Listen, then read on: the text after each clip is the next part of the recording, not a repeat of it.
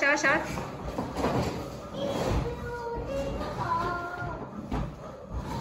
Cái giống nó đau tử. Được, cái gì kia đó, thì chỉ tổ đó ha, nó bị đau tử. Ôi bye bye đó. Bye bye.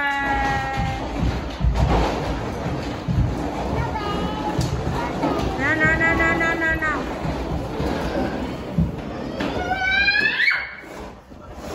Chơi.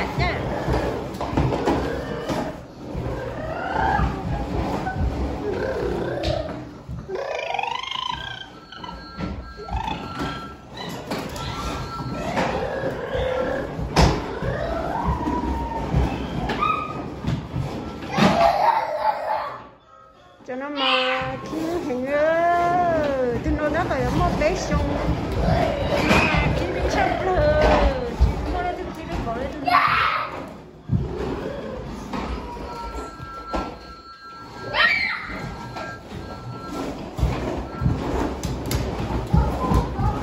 nó chết rồi nó giống được coi đó.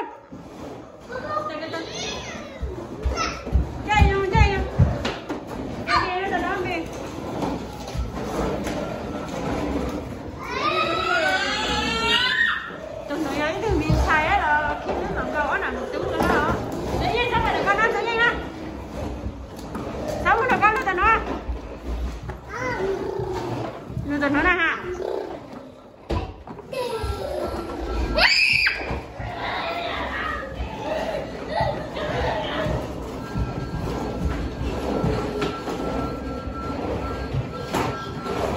Trong này có tơ để cho con bé nè.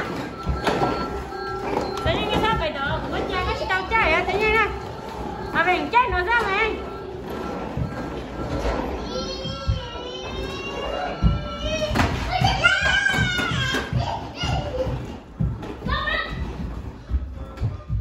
Rồi, sẽ đi tụi chỗ không, sẽ đi chạy vô kênh sắp lừa.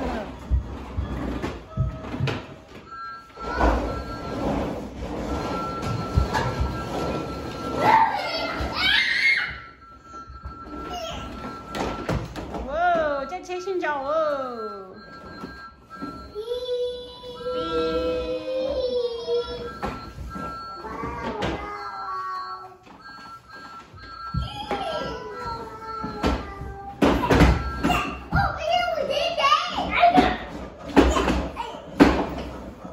trong đó hao tử chắc vô trong chảy nó có bún à sao mày là co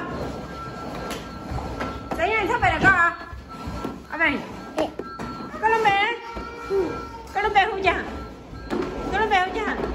à bơi chị Phong Stephanie có lông bè nè Stephanie Hòn dâu Hòn dư Black Hậu con gì con nà hả có đây con nà không nó con nà Black không mua con gì mama ô bảo tê ta wow quả tứ cái là quả tứ ấy quá có lúc lắng wow cái này hít chữ yeah à mình có lông bè chưa có lông bè chị thay cả à mình có lúc con chơi nè nào khai vũ có lông bè lên thử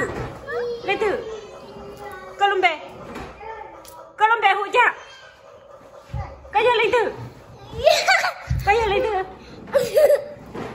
thử nè hả chị nắng rồi có lông bè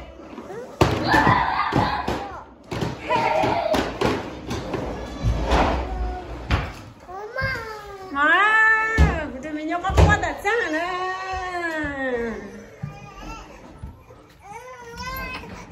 ô